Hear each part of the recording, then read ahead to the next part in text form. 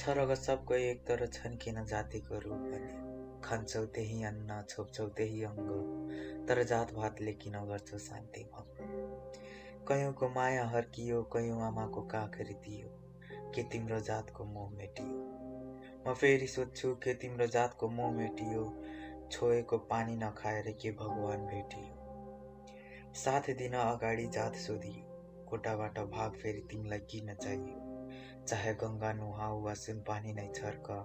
मलाई माया गर्दैमा जाँदैनौ तिमी नर्क सरकारी दफ्तरमा त्यही जाति अघि शिर झुकाउँछन् त्यही जातिसँग रात बिताई आफ्नो प्यास मेटाउँछन् तर विवाह अगाडि जातिको भेदभाव देखाउँछन् अरूलाई तल पारी खै सबैले के पाउँछन् म फेरि सोध्छु के तिम्रो जातको मोह मेटियो छोएको पानी नखाएर के भगवान भेटियो।